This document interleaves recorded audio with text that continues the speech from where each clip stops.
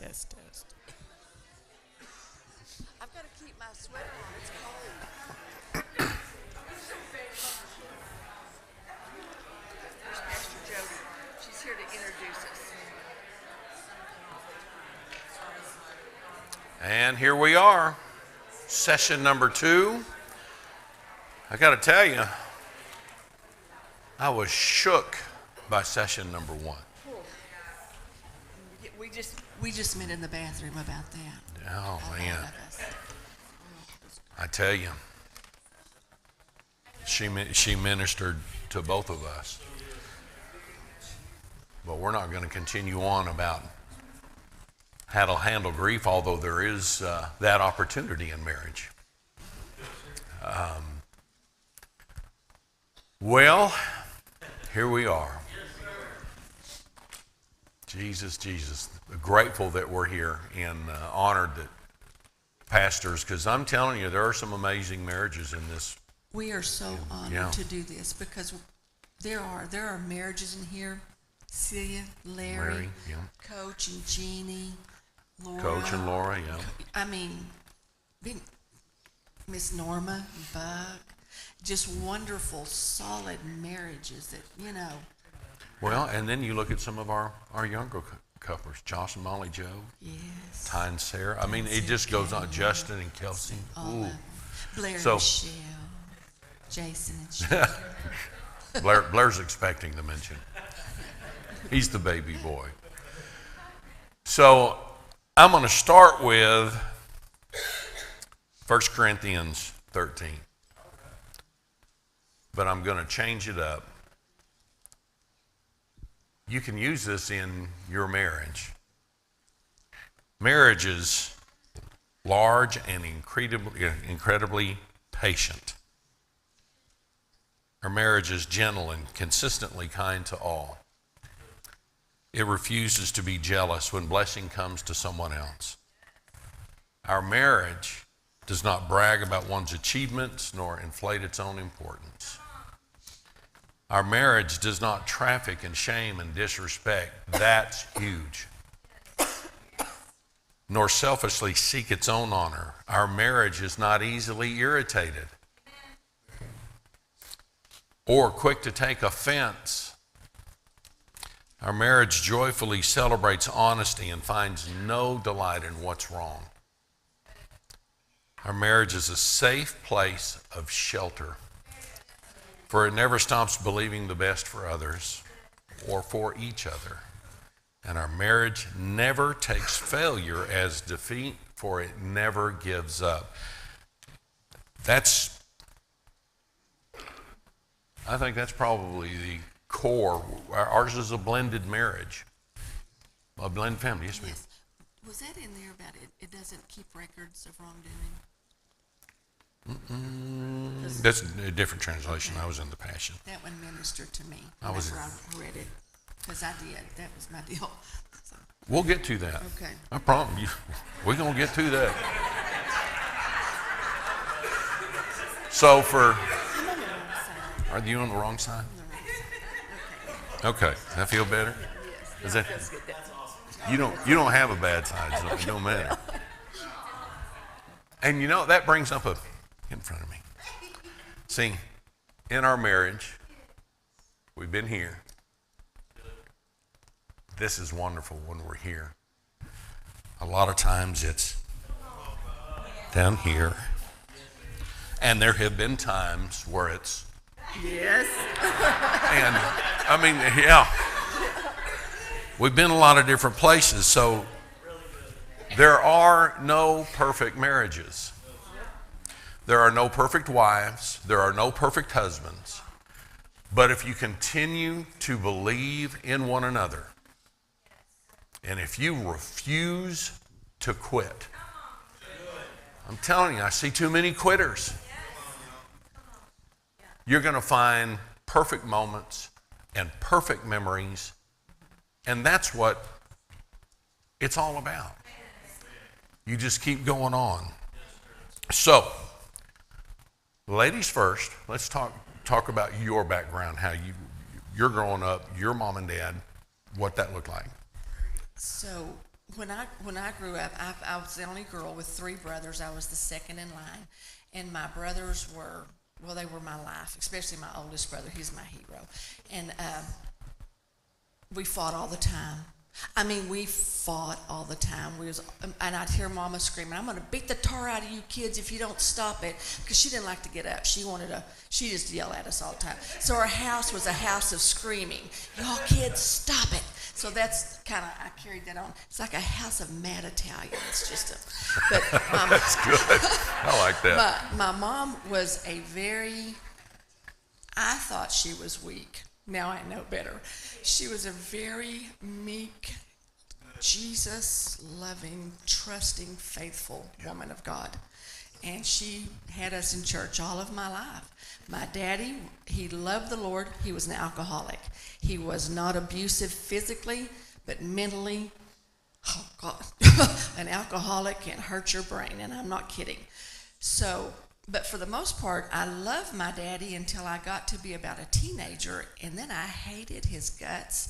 I wanted him dead. I told him I wanted him dead because I was so miserable with him. We never lived, we lived in a couple of houses that looked like houses. Most of the time, they did not. We lived in literally shacks. I remember one time we lived it was a place where they used it for a barn. And I really didn't know any better till I got older and started going to other people's houses, and I thought, dang, something is not right here. So I grew up like that. But we had Jesus. We loved each other. Had a huge family. Y'all know, just a huge cousins everywhere. Jesus was in the midst of everything. I mean, he was always there. I don't remember ever not knowing and loving Jesus. I've prayed. I can remember I was in the second grade. I went to sleep praying, woke up praying. I mean, I just was a prayer, and he was just always a part of our life, even though one thing, Daddy did not make it easy for us. But another thing that stood out was we always had lots of food. Other people lived in nice houses, but their money went for things. You came to Flora's house and Benny's house to eat, and I mean, we ate, didn't we eat? Even on into. So that's kind of how I was raised. You would have thought we were dirt poor, but we were not. Daddy made a good living. They chose to not spend money on houses and stuff, but lots of brothers and rough and tumble. Mama bought me a doll for Christmas one time. I cried because she did not get me guns and holsters like my brothers. She sold the doll and went and got me guns and holsters. I lived in trees. I never wore shoes. I was just one of those kind of kids. And I didn't like school. But that was me. It was just rough, and fighting all the time, especially when I realized I hated my dad, and it was like, we're really fighting, mad. Okay, tell me about yours. So I was, up until 5 years old, I was with my mom and dad, and they got a divorce, and my mom married my stepdad. So I was introduced to the bonus life early. And I had a great stepdad, and I abused that relationship in my teen years, and that eventually, and my mom in this time, little did I know then, didn't really get that revealed to me until later life, that she was just mentally ill. On the outside, she had it together. The American Businesswomen's Association Woman of the Year in El Paso. She was my Cub Scout pack leader, did PTA and all this stuff, and you're an only child. And I'm an only child of an only child who I didn't know was adopted until after he had passed away. He didn't have a clue. But my mom, as I started getting into my teenage years, her and my stepdad, they started doing an import deal, and they were selling Mexican jewelry and all kinds of stuff. Well, she started getting more and more busy with that, and so I wasn't seeing her as much. There was never a mother-son connection. I had no idea what that was. She took me, I went to a lot of different churches. We went to the Nazarene church. I was in the choir. We went to the Catholic church for one Mass. That was wild. But she kept taking me to churches, but she never exhibited any, looking back, it was just an action. And so it was, her and I would go to church on Sunday, we'd come home, and back in that day, you didn't wear shorts or pajamas to go eat in. You had your Sunday best. Even if you didn't go to church, my stepfather, Warren, would be in his slacks and shirt. He was an Air Force veteran and just a neat guy. And we'd go to Luby's. That's every Sunday. That's the only day of the week we ate out. I know, kind of freaky sounding, right? And we had maids from over in Juarez. And we got one, I thought she was a hottie. I'm just saying. But I was 12. She was looking at that time. Oh, yeah. Sure she was. I was 12 or 13 years old. But on the outside, things looked good. They did not argue loudly. Just one day, I got sent to Amarillo. We usually went to Amarillo or Canyon to stay with my dad and my stepmother, who, in my opinion, I didn't really see at that time until I lived with them full time, was Satan incarnate. And just some of the things she did, and we're past that. I had my coffee cup stopper moment, and we're all good. But sitting in the living room, I had been to Amarillo, and when I get there, my stepmother informs me, your mom is getting a divorce and you're going to live with us. My mom never mentioned that to me. That was hard. I didn't know there was an issue. I was an issue for my mom and my stepdad, and probably had a lot to do with that and her mental health issues. So I end up living with my dad and my stepmother and bonus brother and sister. And that was a rough time. The hardest part for me, and this is going to lead into a big part of our marriage. When I landed, so we go back to El Paso, we get my stuff, I land, and all that stuff is thrown away. Everything that I owned, my stepmother disposed of. Because my dad worked 15, 16, 17-hour days. I grew to understand why. Their marriage wasn't like anything I'd seen, but they were not. My stepmother professed to be spiritual. My dad said, I don't have to go to church to worship God. I've got my own relationship with him. As he got older and nearer death, I saw that, but in that time I didn't. So I wasn't raised in church, and I've got this marriage that I thought was really going well, that I did everything I could to sabotage for no good reason, and then I have this marriage that I don't really know what it looks like because they're never together. So then comes her.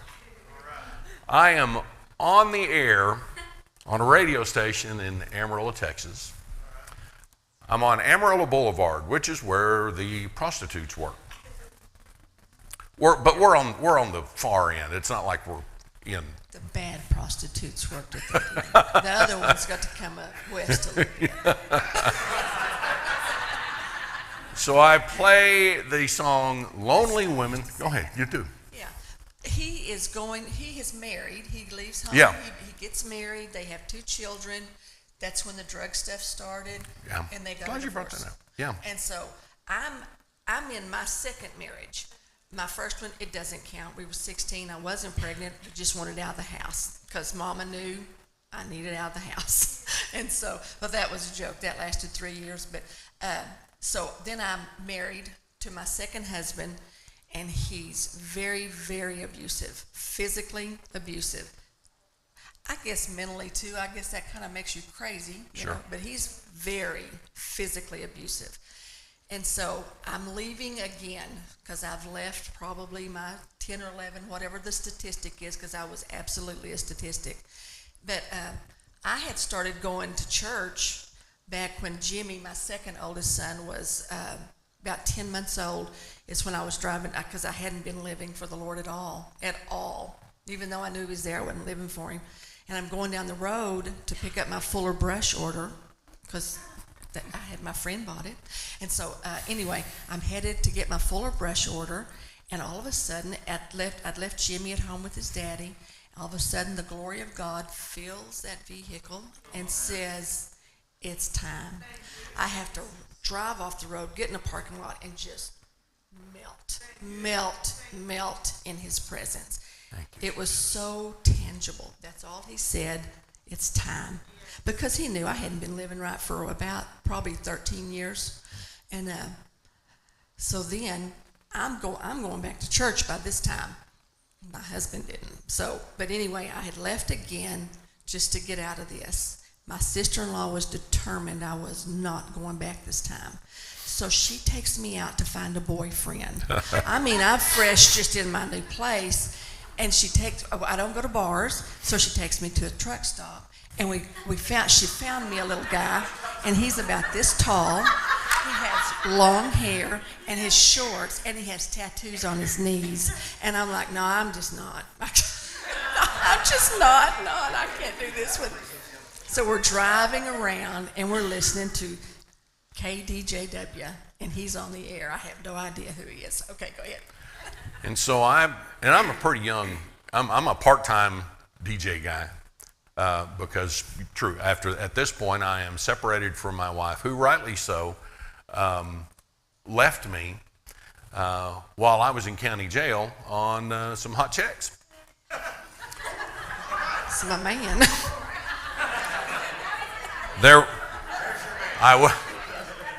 Strangely enough, and I'm not going to go into detail about what I was doing when I got caught. Well, I didn't get caught, I ran. And me and my youngest, we are not the fleetest of foot. And so, in true cops fashion, I was tackled from behind and hauled off to the hoosegow.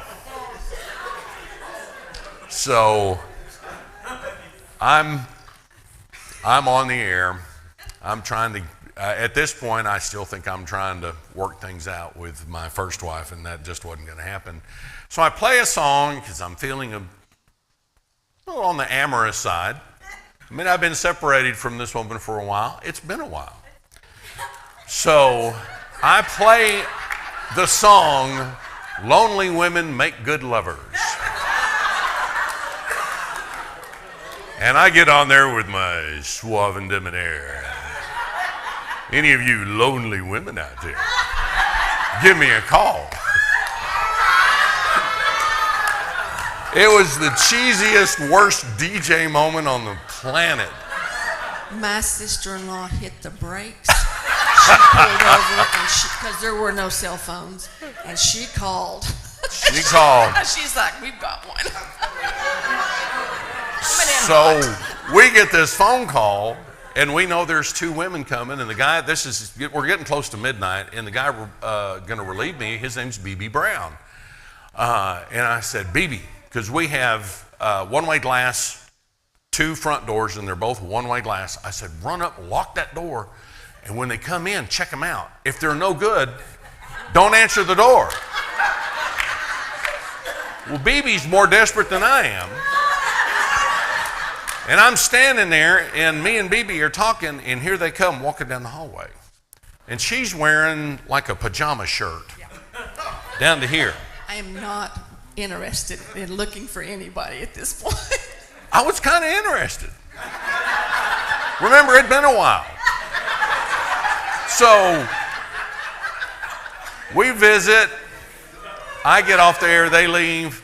So I call her like the next day. She is rude. I was busy. I was in the bathtub taking a bath. Well, she kind of poo-pooed me away And I was like, well, fine. Well, my program director and her best friend, Aunt Barbara, are close friends. A few days later, I get called into his office. Chris Manning says, are you gay?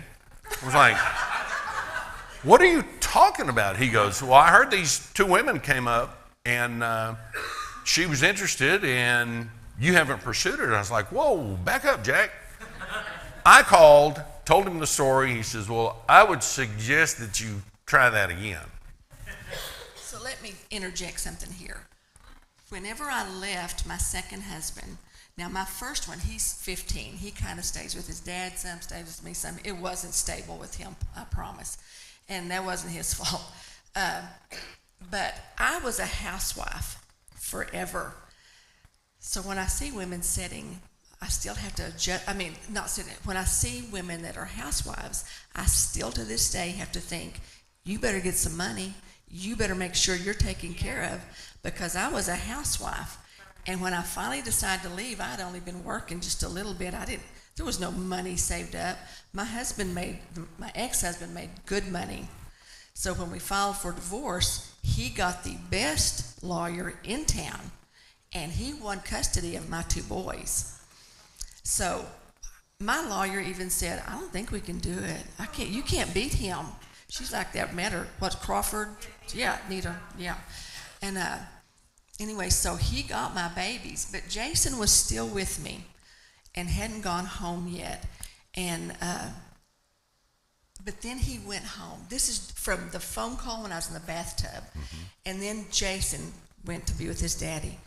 And I am all by myself. I'm just lonesome. That's when you go back, because you think you're never going to get a hug again. And my brother, who I lived close to, said, I'll come hug you, you call me. And I did, and he did. He hugged me. But then, go ahead, you call back. Then I called her, and she came up to the radio station to see me. She come walking down that hallway. Don't even tell him. It's no, don't tell. Kind of a lacy see-through thing. No, it is a big knit crocheted sweater. With a black brassiere under there. I looked like one of the hookers from the Y'all. West End. I was on a mission now. Need I remind you, it had been a while. That was it. That was it. I went to, and of course she's got to go to work the next morning, but I go over to her house and we talk. Literally, we talked. All night long. All night. All night. But when I left. You left at 4 o'clock in the morning. Left at 4 o'clock in the morning. Yeah. And what sealed the deal was. What was it? I was so skinny. Lordy Jesus, divorce is great for weight loss. So he grabs me, he's going to kiss me goodnight, and he picks me up by my waist and kissed me like I've never been kissed in my life. Oh, sets me back down and says, I'll talk to you later. That was it. That was it. I'm telling you. That was it. So then a lot of our conversations were on the phone together. I'm living outside of Canyon, Texas. There were no unlimited long distance plans at that point. I'm living with my dad and my stepmother in the second mobile home on the property. My stepbrother is in one of the other rooms. And so we would talk like teenagers, fall asleep with the phone connected, and then my dad gets a phone bill. So he wants to know what's going on, and he finds out that I'm interested dating a woman with 3 kids. Now, this is a man who married a woman with 6 kids. She was also older than him. She was 8 years older than him. I'm 5 years older than you. Yeah. But and so all of a sudden, that's an issue. Well, she's got kids, and she's older, and she's probably just wanting you for this, that, or the other. But from that, crazy. The ex-husband's crazy. From that moment, we'd be at her house. Your mama had come up. She came to live with me. Yeah, she came up to live with her. And so there we are with romantic moment. There's Connie and there's Flora. And there's the soon-to-be ex-husband parked across the street stalking her.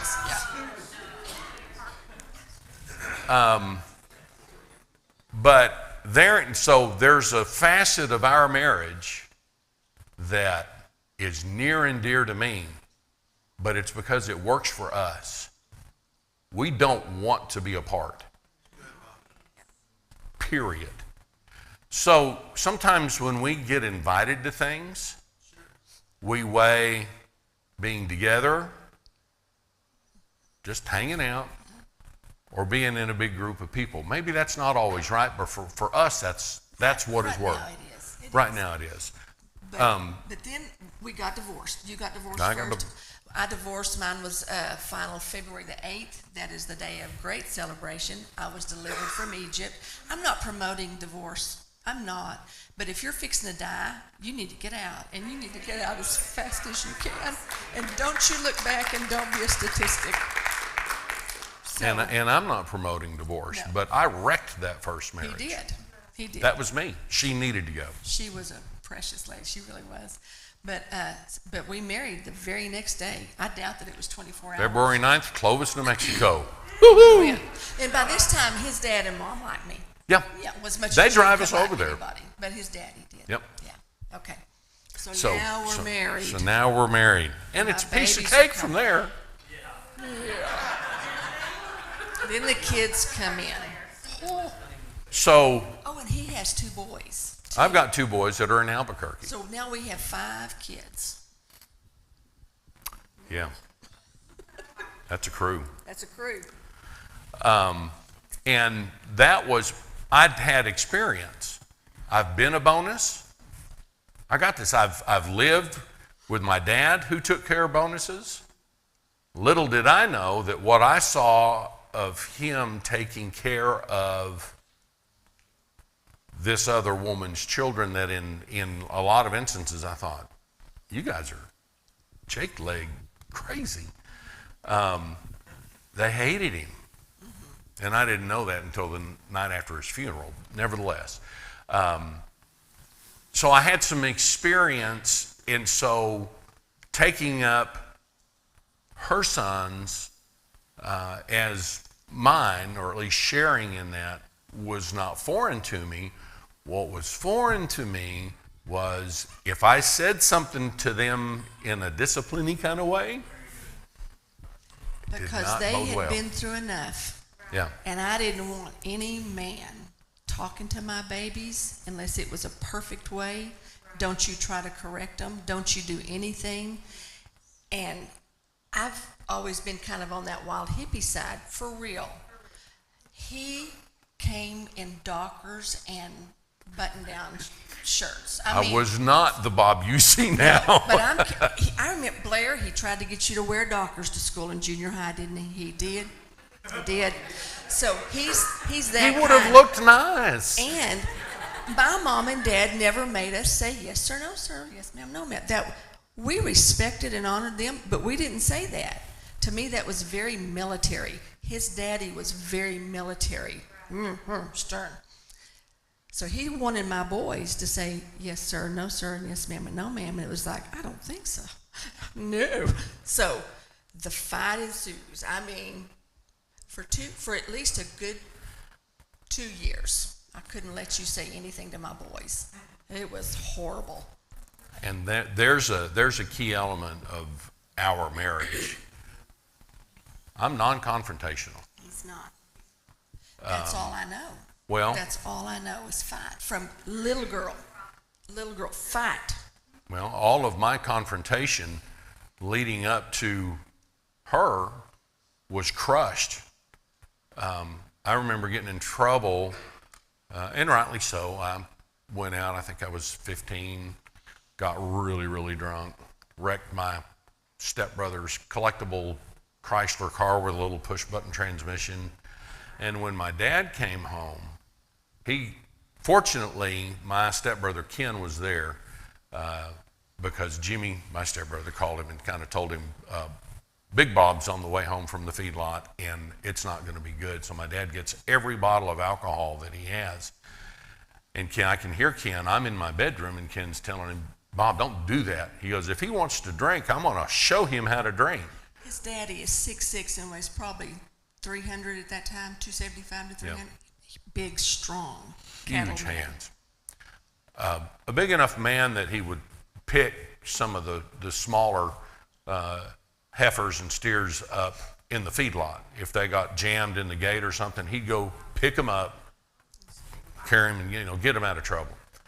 So instead of making me drink all that alcohol, the answer is my dad straddling on the bed and wailing on me.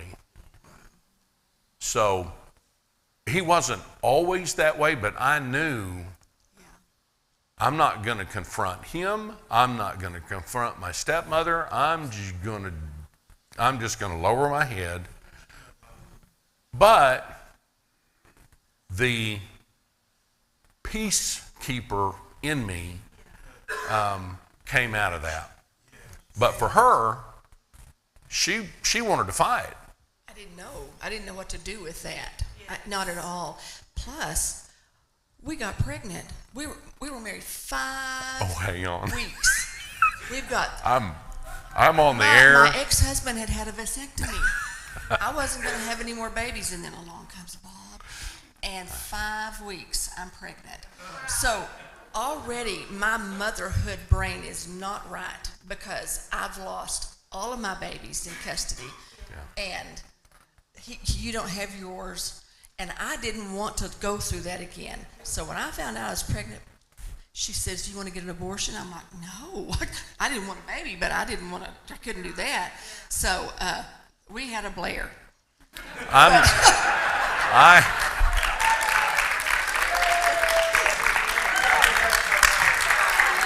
Yep. I'm on the air at KWAS AM Country Gold in Amarillo, Texas. She comes into the studio. I'm like, "Hi," and she goes, "I know what you're getting for Christmas." I said, "Really?" She goes, "I'm pregnant." And I'm like, I didn't. Well, he was excited. I cried for the first 3 months because I just knew he was going to leave me because you can't live with me. People could not live with me. I was too mean. And I cried.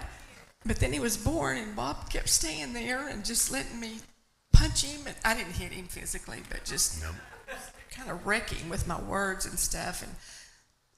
But anyway, then I was so thankful I had him. So and during this time, her ex-husband's called me once, and he's telling me, "You don't understand, she threw a phone book at me." Okay? And then his mother called me and wanted me to dedicate "Stand By Your Man" to Connie. It's like... So...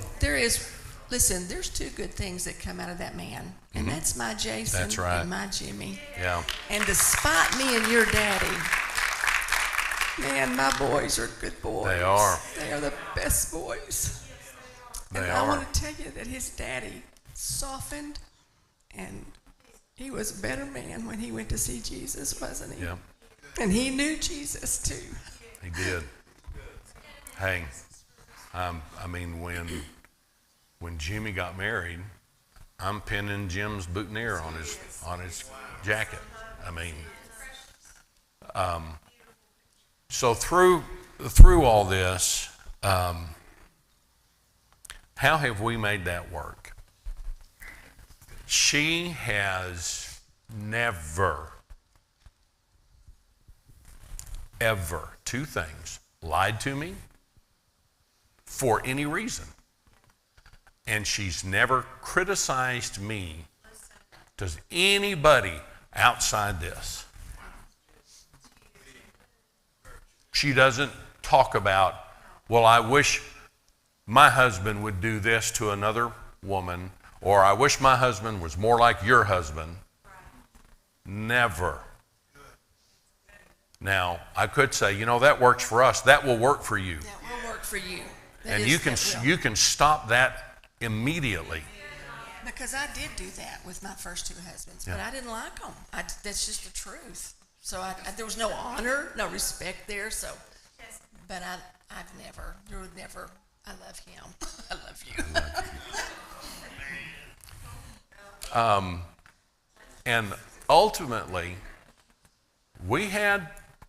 there were times in our marriage that when my kids would come visit, they were in like this bubble in Albuquerque.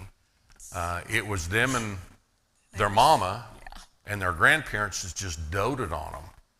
And Hudson. It's like Hudson. Yes. And they would come visit, and Jimmy and Jason were hellions. I'm just going to tell you that, right? Praise God. Johnny Ray was already up dating and out running around, or it would have.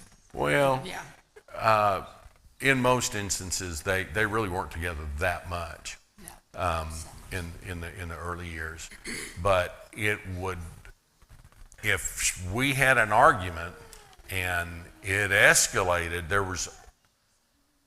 there was only one time that I left the house. I hear a lot of counselors that say, sometimes you need to remove yourself from the situation. I get that. Maybe that works for you. I hung in there all except for one night, and I drove down the street about a block with my boys, and I'm thinking, they needed to get out. What am I going to do? So I see a lot of people, and I understand where this phrase comes from. People say, I'll never choose you over my children. I'll never choose my children over her. Amen. I love my babies, but my babies are good. She's not being abused. They're not being abused. So there's not that opportunity to say, well, if you're mean to my kids, I'm out of here. Like I did. Because he was never mean to the kids. He just wanted better for them than what they had had. Well, and yet my dad was militaristic. He'd been in the Army, and a very stern man. But my grandmother sent me a book on etiquette when I forget what book, what she year. Was an English professor at Florida State. Yeah. So he had learned that. Yes, sir. No, sir. Opening doors for your wives. I've seen women post, I don't need no man opening my door. My husband's not going to open my door. That's fine. For us, she's going to wait. I wait.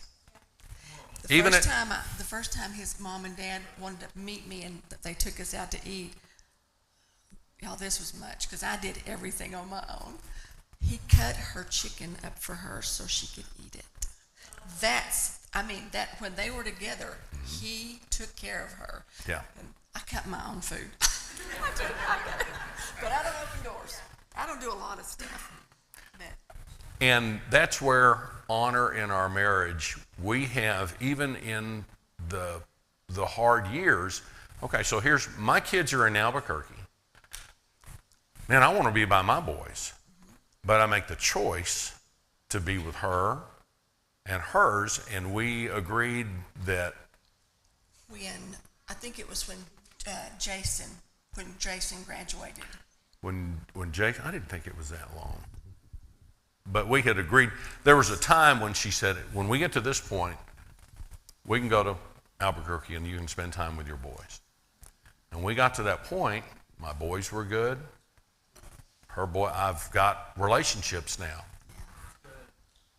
Those relationships weren't always. My Jason Lee, one night in San Saba, Texas, I forget what we were arguing about. I put him, I think Connie was, you were either working or asleep. I think you were working. Because I'm like, that's it. You're going to come get in the Subaru Brat with me. We're going to go to Brady. I'm going to put you on a bus and send you home to your daddy. And he's like, fine, let's go. Pony up. He acted like his mama. So we jump in that. It's kind of hard to call a Brat a truck, but it kind of was. We fold ourselves into that. And I don't even think I got too far outside of San Sabin. It's like, oh God. And so I said, Jason, let's just forget this ever happened. And he goes, yeah. I said, all you got to do is not tell your mama. And he's like, yeah, right. Yeah. But we came through. She didn't leave me. No. And over the years, her honor for me, especially with the boys and now with grandkids, is pretty flawless. And I want to put this in there. When we got married, we stayed in church. But then we kind of got out there for a little bit just because we didn't really know where to go to church. This is when we're still in Amarillo. But then when we get to Brownwood, we're in church and we stay in church. But it's like it was so progressive, going from so much hate and so much anger. And it just got progressively better and better and better just sitting in the Word. Yes. And then I know when I started going through menopause, it was really bad. Just those you just want to literally hurt people. And the doctor put me on some wonderful medicine for a couple of years, and we got through that. Yeah. And it was a good time when I got those pills, wasn't it, Michael? Because Jason and Jimmy is already gone. But it was a progression, and we would hear things and think, oh, that's me, and start working on that. Yeah. And so it's just been a progression. Nothing like that happened. We just kept staying in love, kept walking in the Word, keep wanting to stay with each other. That's right. Well, and on the spiritual walk, we were still dating, and she's going to Little Living Word, Full Gospel Church in Amarillo, and she invites me to go with her. And we go in there, and these people, if there were chandeliers, they'd be swinging off them. They're yelling at God, and they're talking weird languages. And I come out and I told her, I said, you can't yell at God like that and not go to hell. I'd never seen anything like that. And then, not too long after that, I got filled with the Holy Spirit. I got baptized in the Holy 3 months. 3 months. And that was a defining moment in my life, because I wasn't a doctor guy anymore. I could just relax and be who he wanted me to be. Yeah. But that is the progression of our spiritual life, and even in the time when we weren't going to church, she and I think if you asked any of our sons, who's the spiritual rock in the family? It's her. One of the things that you talk about a blessing. So I'd been my first set of parents, they divorced. Second ones, they divorced. And now I'm just not doing well with my dad and my stepmother. And so I never really got to keep people or things in my life. So when she got pregnant with Blair, he's the one that I've had from the very beginning. Me too. We got to raise him right. Yeah. Because we both loved each other so much and both trusted the Lord so much. But my Johnny, my Jimmy, my Jason, my Bobby, my Matt, and my Blair. Yeah. My bonuses, of course, I get more time with Jason. I get more time with Jimmy. I get more time with them than I do my own boys. They're closer. He's right next door. I very rarely see him but in church. But that progressive work, and I'm going to tell you that even right now, we're working through things together.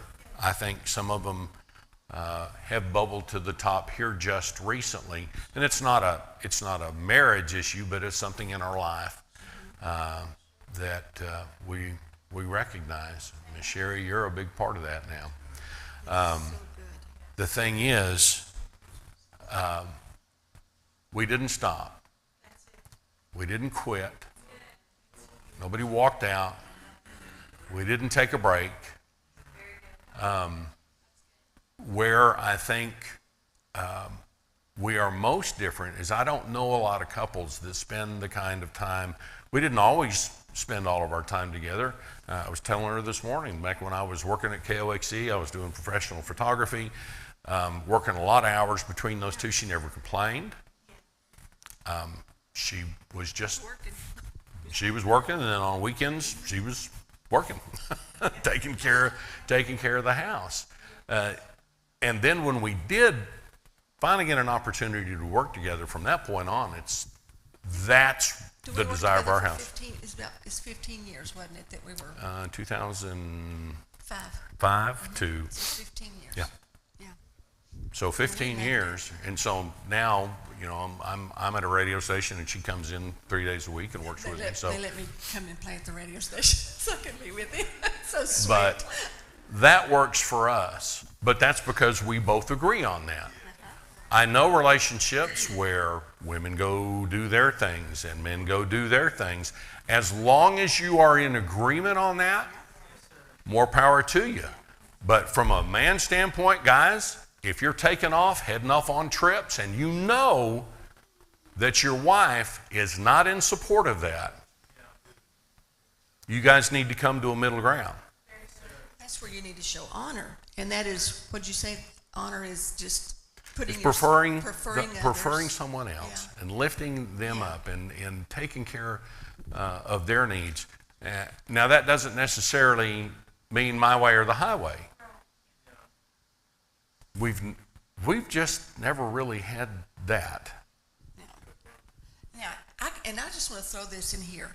When we first started dating, and I knew what kind of person I was, I can remember praying, and I told the Lord, I can't date him because he's too sweet. He doesn't have the skill set to be with me. And I meant it. I'm serious, y'all. True, huh? But I'm praying, and I mean it. I need to let him go because I don't want him to have to put up with this, because it wasn't good. And the Lord spoke to me, and he said, this is the way it's supposed to be. Like, that is how it's supposed to be. And it was like just a sweetness come over, and it's like, okay. And the Lord knew what I was going to do to Bob, but he also knew that Bob was big enough to take it. So. And for me, one of the biggest, most important things is the concept of family. Yeah. Like I said earlier, I found out after my dad had passed away, and my stepbrothers and my stepsister all knew that my dad was adopted. My stepmother and my dad sat there one time because I asked. Wasn't it my mom mentioned something about it? My mom said, your dad's adopted. I'm like, whatever. And so Connie, being Connie, she's like, is he adopted? Of course, June's like, oh, that's a lie. We've got the birth certificate, yada, yada, yada. And come to find out, he was. So I didn't, go ahead. There is a birth certificate that she showed us, and it is an actual birth certificate, but it's worded a little differently. Yeah. You just wouldn't catch it. We didn't know. But. So I didn't understand family. My grandparents, we were married, and we were going to go to Tallahassee because we took one of these spur-of-the-moment trips that we were wanting to do at that time. And we're in Panama City, Florida. And I called my grandmother. I'm like, hey, grandmother, we're just a little ways away. I want you to meet your great-grandson, because Blair had been born, and I don't think we had all the boys with us. And she was like, well, that probably wouldn't be a good idea. Come to find out, my grandmother was a hoarder, and the house was horrible. But he did get to have my family. I got to, walking into that living room with a quilting rack and big old panties hanging over it, drying. And just never a stranger in the house. Everybody was welcome. You want to come look at that? Come look at that. We better wrap this up. Yeah. We got 11 minutes. Okay. Yeah. But it was that man, ride or die family thing that I didn't really understand. And man, I tell you what, we're together. But she hit the word. It has been a progression. And that would be my biggest encouragement to married couples. It's like that song. It gets sweeter as the day goes by. What is that song? Sweeter as the... yeah. Ooh. Sweeter as the days go by. It's good. It just gets sweeter and sweeter. One other area that works real well for us, might not work well for everybody, PDA. We are affectionate people. We're an affectionate family. We are. It's hug-a-palooza, kiss-a-palooza. Blair, you could tell stories here, but we'll just...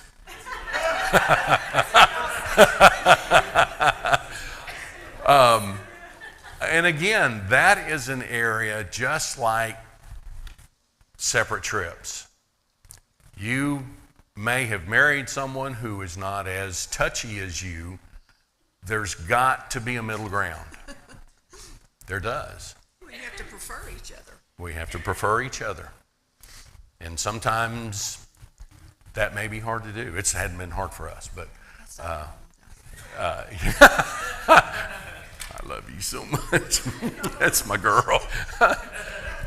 But it is. It's thinking about your wife, your husband, and instead of concentrating so much on what I want. Now I've got 5 minutes. There's one area, and this is through this honor series, I have a proclivity to collect things. Hard to throw away. And his grandmother. My dad had an entire Quonset hut filled with computers from the 60s and 70s that, although NASA had a breakdown in an older computer, it was the only computer that could run this certain program for a launch sequence, and my stepbrother was working with NASA at the time as a contractor, and he says, I know a guy. Called my dad. My dad happened to have that computer piece from that 1970s computer. So it makes you think, we're sending people to space with like Quonset hut pieces. But there was a framed letter from NASA thanking him for that. So that kind of led me to believe, see? I mean, but in our marriage, there were times it's not as bad. I'm free, but I'm not out. That spoke to me. I've got some stuff, but that was an area that in this honor series I thought, I have not honored my wife. I've put a deaf ear to, why do you need that? So sometimes we got to look at things that maybe been going on for a long time, and for the most part she's just accepted it. Every once in a while she's going to voice that, and it's finally gotten to where I need to hear that, and I need to act on that. I don't feel the need to go buy the stuff, but I now feel a need to get rid of the stuff. Amen. Amen. Have the barn sale. The barn sale. The barn giveaway. I like that. So, to end it, don't stop. Don't stop believing, as the band once sang. We love y'all, and we speak I'm thankful for each and every one of you. I hope all is well with you.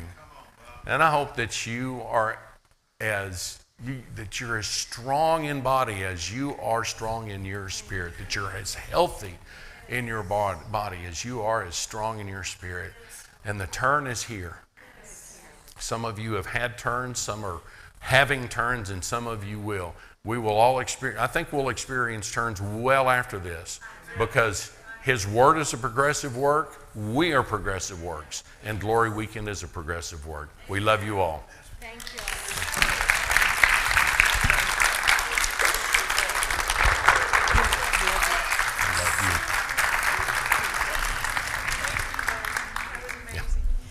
And I want to apologize to Bob and Connie. I had to run and do some stuff at the house, and I wanted to give them a proper introduction because I honor and love you both so very much.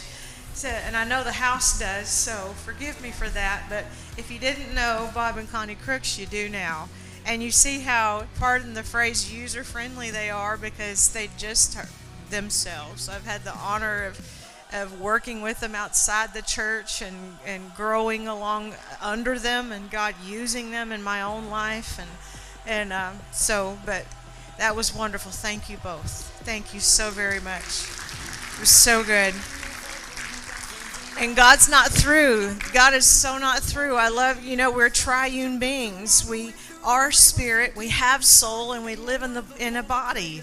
And we've got all of us to learn in this life how to take the Word of God and have it applicable to our life. And what better way for someone to be willing to stand up here and say, this is how I messed up, or life handed it to me, and this is where I've been learning along the way, and this is what's working, which always leads back to the Word of God.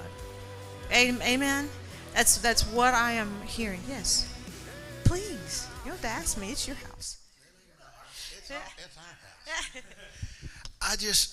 It just blesses me so much. And I'm just talking about this Glory Weekend, not counting the last year's and not counting the ones to come, but these giftings are in our house, y'all. We didn't call nobody in. Nothing wrong with that, but these giftings are in the house. Just like last year's giftings and whatever God leads us to do next year. But that is a blessing that giftings are in the house that we can pull on. And I don't know that we don't need to do this. I don't know that some Wednesday night services during the month don't need to be this subject and this person. And then this, even if you did it once a month,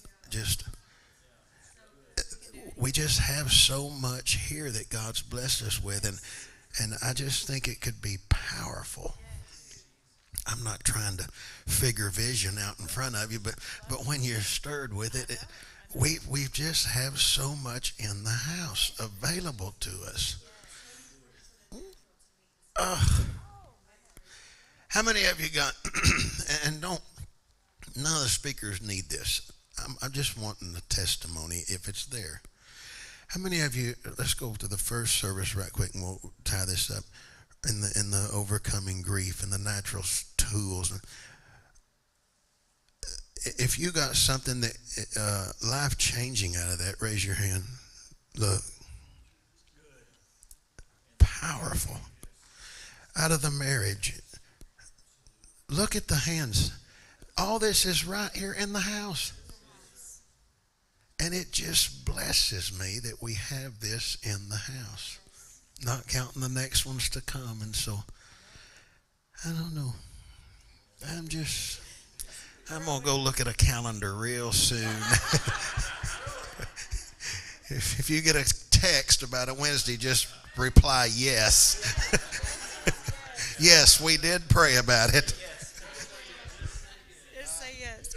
Praise God. We're not even halfway through, and God's got so much more for you. You've been asking, seeking, and knocking, and His answer is, here you go, here you go, here you go. Your job is just to be here, and like Brother Colby said, be a wide receiver. Amen? All right, we're going to break for lunch. We're going to see you back at 2:30 for session number 3 with Brother Tyler Quay, so don't miss it. We love you. We'll see you in a minute.